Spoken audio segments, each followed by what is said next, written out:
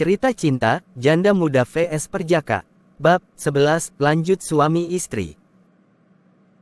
Sandi, ini beneran istri kamu?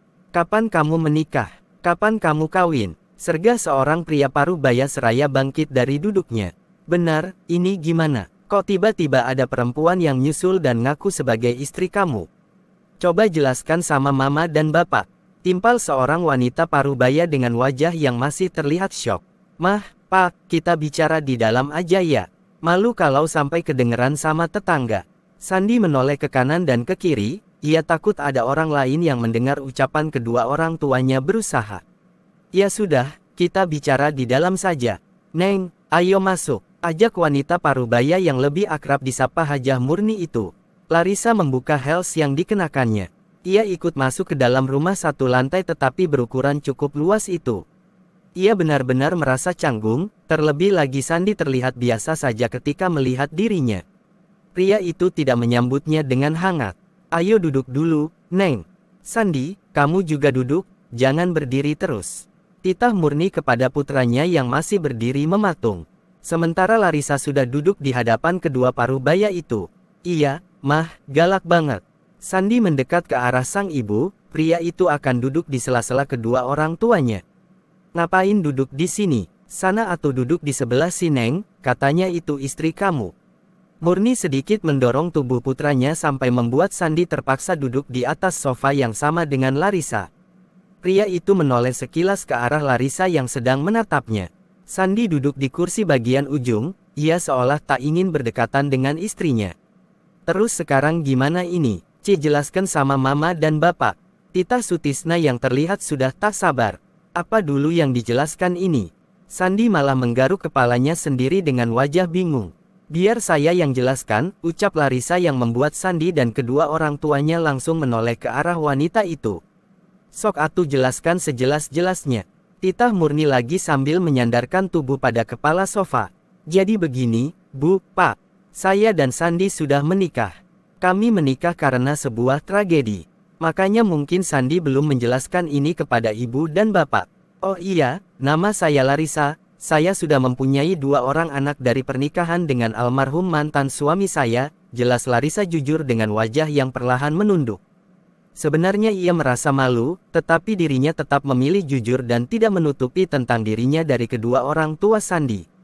Hah, jadi, Murni menggeleng dengan wajah yang semakin terlihat syok. Iya, awalnya saya adalah seorang janda anak 2. Saya sudah hidup sendiri selama 3 tahun. Saya sendiri juga yang mengelola perusahaan peninggalan mantan suami saya yang sudah dialihkan kepada saya, tutur Larissa kembali. Hal tersebut membuat kedua orang tua Sandi semakin tercengang. Bahkan, mulut Murni yang semula menganga, perlahan mengatup. Perusahaan apa? Tanya Sutisna yang merasa penasaran. Perusahaan properti, jawab Larissa tanpa ragu. Naon eta teh? Bapak tahu. Murni menatap ke arah suaminya. Nanti bapak buka Google, bisik Sutisna. Mah, Pak, udah jelas kan sekarang, kalau dia ini istriku. Jadi, sekarang aku mau makan dulu, ucap Sandi dengan santainya. Heh, tunggu dulu, ini masih belum jelas. Kamu teh menikah kapan? Siapa saksinya? Apa mas kawinnya? Kenapa gak ngabarin mama sama bapak? Ya Allah, Sandi. Ini kamu teh menikah, bukan main-main, cerocos Murni dengan mata yang menatap heran ke arah putranya. Ya intinya gitu, Mah. Waktu itu aku dan Larissa bertemu di sebuah tempat dan titik-titik, kita dinikahkan, terus titik-titik kita menjadi suami istri. Udah, selesai. Sandi sendiri bingung harus menjelaskan seperti apa kepada kedua orang tuanya. Gak jelas kamu teh. Terus, kalau beneran nikah kenapa semalam kamu pulang sendiri ke sini? Jangan-jangan kamu lagi ada masalah sama istri kamu ya? Makanya kamu minggat. Murni menatap penuh selidik ke arah putranya. Ya, Bu. Kami ada sedikit masalah dan saya datang ke sini berniat menyusul Sandi untuk menyelesaikan masalah itu. Jelas Larissa yang membuat Sandi seketika menoleh ke arahnya. Kayaknya dia mau minta cerai, gumam Sandi dengan hati yang entah kenapa mendadak terasa sakit. Kenapa atuh si Sandi sampai minggat segala? Tanya Murni lagi yang membuat Larissa terdiam. Rasanya ia tak ingin sampai mencerita secara detail masalah itu. Mah, Pak, aku rasa sebaiknya aku membicarakan ini berdua dulu sama Larissa. Jadi, Tolong berikan kami waktu untuk berbicara berdua, ujar Sandi yang juga tak ingin menceritakan masalah yang sebenarnya kepada sang ibu. Sok atuh, diselesaikan. Kalau butuh bantuan, bisa minta tolong sama mama dan bapak. Selesaikan masalah secara baik-baik dan dengan kepala dingin, tutur Sutisna sedikit menasehati. Iya, Pak, sebentar, Sandi ngambil es batu dulu. Pria itu bangkit dari duduknya. Buat apa es batu? Tanya Murni dengan cepat. Buat ditaruh di kepala, biar berbicara dengan kepala dingin, jawab Sandi santai. Sandi, Atuh serius. Bentak Murni yang sepertinya mulai habis kesabaran. Sabar, Mah. Ini juga salah mama pas lagi hamil si Sandi pengen tidur di kandang munding, jadinya begini. Sutisna mengusap punggung istrinya berusaha menenangkan wanita paruh baya itu. Yang ada tuh bapak pas mama hamil si Sandi malah memelihara monyet, balas Murni yang membuat Larissa ingin tertawa, namun wanita itu menahannya.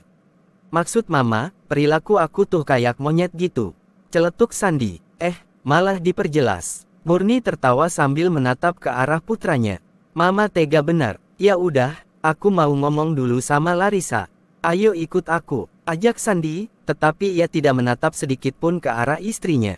Larissa bangkit dengan perlahan, ia mengikuti pria itu yang keluar dari rumah lewat pintu belakang. Kita mau kemana? Tanya Larissa yang merasa heran karena Sandi membawanya keluar dari rumah. Bahkan Larissa sampai tak memakai alas kaki, karena heels miliknya diletakkan di teras depan. Ke tempat yang sepi, biar gak ada orang lain yang mendengar. Sandi terus berjalan terlebih dahulu. Pria itu berjalan ke belakang rumahnya dan mulai memasuki kawasan perkebunan. Larissa berjalan dengan hati-hati, jujur saja kakinya terasa sakit saat menginjak tanah kering. Namun, wanita itu cukup tercengang ketika melihat pemandangan di sekitar, ia menatap takjub ke arah perkebunan sayuran yang cukup luas. Ini kebun milik orang tuamu? Tanya Larissa yang membuat Sandi menghentikan langkahnya. Iya, di ujung sana ada kebun sawit. Tapi tidak luas. Karena aku ini hanya anak orang biasa, orang tuaku petani, mereka mengelola tanah sendiri untuk dijadikan kebun sayur serta kebun sawit, tutur Sandi yang terdengar merendah. Padahal, Larissa yakin itu semua bukan dikerjakan oleh orang tua Sandi saja, melainkan ada karyawan yang bekerja di sana. Larissa juga tahu kalau Sandi bukan anak dari orang biasa saja, buktinya tadi di depan rumah pria itu ia sempat melihat ada 3 buah mobil. Satu mobil jenis Pajero dan yang dua lagi mobil losbak yang mungkin saja sering dipakai untuk mengangkut sayuran dan sawit. Orang tuamu hebat, puji Larissa yang membuat Sandi menoleh ke arahnya. Tapi tetap saja tidak bisa menandingi kekayaan kamu.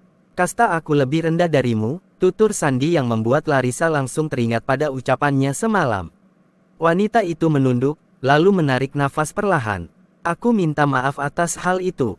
Aku benar-benar sedang dilanda amarah, jadi aku tidak berpikir ulang untuk berucap.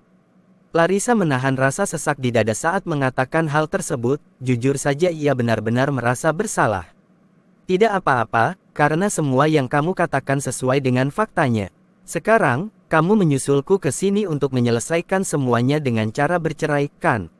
Maaf, karena semalam aku pergi tanpa mengucapkan kalimat pemutus itu, tutur Sandi lagi yang membuat air mata Larissa seketika menetes. Ia tak dapat menahan buliran bening tersebut saat mendengar penuturan suaminya. Padahal, ia datang jauh-jauh dari Jakarta bukan untuk hal itu. Bukan itu tujuanku. Larissa mulai terisak yang membuat Sandi langsung menatapnya. Kedua orang itu berdiri saling berhadapan, angin sore hari menghembus kencang sampai membuat gaun yang dikenakan Larissa berkibar. Rambut wanita itu bergerak ke belakang yang membuat wajahnya terlihat jelas. Kenapa menangis? Bukankah kamu adalah wanita yang kuat? Bahkan, kamu tidak membutuhkan lelaki lemah sepertiku. Kamu tidak membutuhkan lelaki yang usianya lebih muda darimu, kamu juga tidak membutuhkan lelaki yang kastanya lebih rendah darimu. Sandi, cukup. Larissa semakin memecahkan tangisnya. Wanita itu menutup wajah dengan ke-10 jemarinya. Lalu, ia mendekatkan tubuh dan memeluk tubuh Sandi dengan erat. Aku tahu aku salah. Bahkan, aku sampai tidak memberimu kesempatan untuk menjelaskan. Aku menyadari semua ini terjadi karena keegoisanku. Tapi, asal kamu tahu, itu semua didasari karena rasa cemburu. Aku merasa sakit hati ketika melihat kamu bersama wanita lain. Larissa melepaskan pelukannya, ia menengadahkan kepala dan menatap ke arah wajah Sandy yang juga sedang menatapnya. Aku pikir, kamu tidak akan pergi sampai sejauh ini. Semalam aku menunggumu tapi kamu benar-benar pergi. Aku merenung dan semuanya memang salahku, bahkan aku sampai menanyakan hal semalam kepada teman-temanmu dan itu semua memang benar. Kamu memang berniat untuk menolongnya. Jadi, maafkan aku yang telah menuduhmu sembarangan. Larissa menghapus air matanya dengan cepat. Aku gak suka melihat wanita menangis. Jadi, kita selesaikan aja langsung. Sandy menarik nafas perlahan. Apa yang diselesaikan? Larissa menatap intens, jantungnya berdebar kencang. Ia takut Sandy akan mengucapkan kata talak dan menyelesaikan pernikahan mereka. Ya apa aja, kamu mau bagaimana? Tanya Sandy yang membuat Larissa merasa sedikit lega. Setidaknya ia bisa mengutarakan permintaan kepada pria itu. Aku mau, kita menyelesaikan masalah ini saja tanpa harus menyelesaikan pernikahan kita, jawab Larissa dengan suara yang terdengar bergetar karena ia sempat menangis. Gak jadi minta cerai? Tanya Sandy belak-belakan. Siapa yang mau minta cerai? Larissa mengerutkan keningnya. Oh, kirain datang jauh-jauh dari Jakarta ke sini buat minta cerai. Katanya gak cinta, kok tetap mau bertahan? Sandy melontarkan pertanyaan yang memancing. Aku tidak mau gagal lagi dalam berumah tangga, jawab Larissa sambil mengalihkan pandangannya ke arah lain, ia seakan menghindari tatapan suaminya. Cuma itu doang, tanya Sandy lagi. Yang lainnya nyusul, jawab Larissa. Kenapa gak sekarang aja? Sandy masih menatapnya. Kamu hanya butuh validasi atau perasaan yang sesungguhnya. Larissa kembali menatap ke arah pria itu. Dua-duanya, jawab Sandy cepat. Tapi semua itu tidak bisa hanya mendapat pengakuan dari sebelah pihak saja.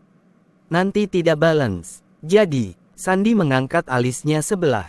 Ya sudah, aku minta maaf dan kamu harus memaafkan aku, semuanya selesai.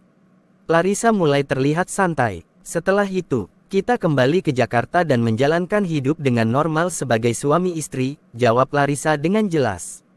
Berarti kita beneran gak jadi cerai. Pria itu kembali mengangkat alisnya. Tidak, kecuali kamu yang mau.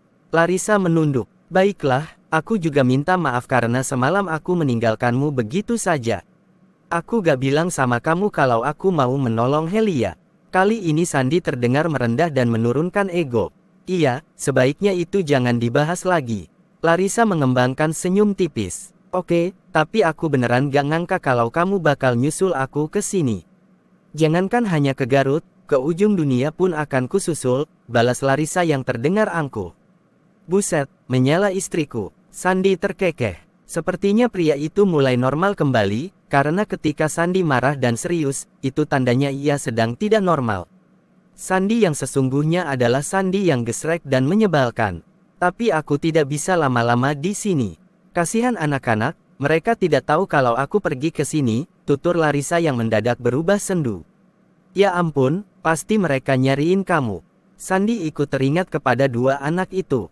Karena Zephyr dan Ziva mulai akrab dengannya. Mereka juga nyariin kamu, balas Larissa.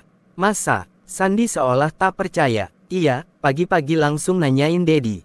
Larissa terkekeh pelan. Aku jadi merasa sedikit berguna. Sandy menyugar rambutnya yang membuat wajah pria itu semakin terlihat tampan. Sementara Larissa hanya tersenyum saat mendengar ucapan suaminya. Ya udah, kita balik lagi ke rumah yuk. Gak baik sore-sore di kebun, ajak Sandy sambil berjalan terlebih dahulu. Larissa mengikuti pria itu dan berjalan dengan perlahan. Namun, tiba-tiba saja ia merasa kakinya sakit dan seperti tertusuk sesuatu. Au, pekik wanita itu yang membuat Sandy seketika menoleh. Ya ampun, kaki kamu kenapa?